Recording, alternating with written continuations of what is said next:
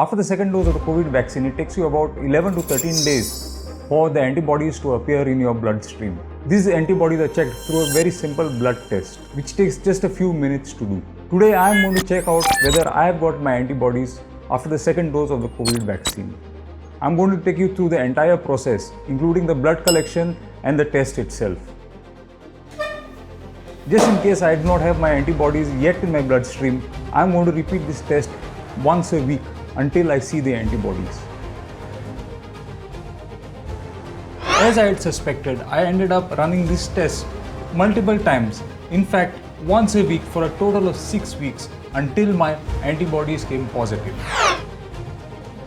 The blood collection is relatively a simple affair. Even though until date I have collected numerous samples, I still get a little bit apprehensive of the poke. Look at my eyes closely. I'm sure you will notice a little bit of fear. Before I tell you why you shouldn't do this test, let me explain a little bit about antigens and antibodies.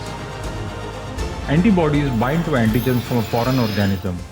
Consider antigens to be a signature of that particular organism. Antibodies bind to the antigen and thus help the protective cells of the human body fight the organism. Antibodies are basically immunoglobulins. These are a group of proteins and are 5 in number, namely IgG, IgM, IgE, IgA and IgD. We are here concerned with IgM and IgG. These two immunoglobulins help fight infection. IgG denotes a past infection while IgM denotes a recent infection. In this case, as we have taken the vaccine, we have in essence tricked our body into producing these two antibodies to protect us. When we do an antibody test, we are looking for the presence of these two immunoglobulins. These antibodies can form to the spike, membrane, envelope or nucleocapsid of the SARS-CoV-2. Here though, we are only concerned with the antibodies to the spike antigen, as the virus uses its spike protein to attach to our cells. Here lies our first problem. You may be having antibodies not because of the vaccine, but because you may have previously had undetected COVID. IgG and IgM are indicators of past and present infection, respectively. This does not ensure, though, that you have an adequate antibodies to the spike protein which is needed to protect you from COVID. After a while, the antibody concentration might reduce and your cell-mediated immunity may take over.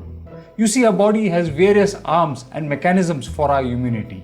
There is no accurate method to measure cell-mediated immunity. As of now, there is no known time period for when antibody concentration reduces and cell-mediated immunity takes over. This is a normal immune mechanism of our body. Imagine if you had antibodies to all the bacteria and viruses you had encountered throughout your life still circulating in your blood. Your blood would be viscous and thick as oil. As it was in my case, this type of test itself is not so sensitive and it might take a while for the antibodies to show. This does not mean that you are currently not protected. It takes about 2 weeks after the second dose of the vaccine to get adequate protection from the COVID virus and is independent of whether this test is positive or not. If you get a positive result, it might give you a false sense of security. Remember, the vaccine is effective in preventing serious disease, but you may still get COVID. Are there better tests than this kind of card test? Yes, there are. There are tests for testing S1 and S2 antibodies. But currently, there is not enough data on how to interpret these results, so it is not recommended to do these either. Also, until now we are only talking about the vaccines targeting the spike protein of the SARS-CoV-2. If a person receives a vaccine which contains a dead virus, such as that in Covaxin or the Chinese CoronaVac, it would mean that the body is producing antibodies not only to the spike protein of SARS-CoV-2, but also to the membrane, the nucleocapsid, and the envelope. This would make the results of this antibody test totally irrelevant, as we are interested only with the antibodies to the spike protein.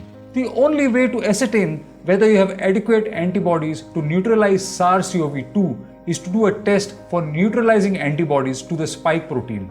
But this test is very expensive and done by only large research laboratories and are utilized in very specific use case scenarios. If this video provided you with some value, please do give it a like and a subscribe would be superb. I'll be seeing you in the next one. Until then, signing out, Dr. Rohan Fonseca.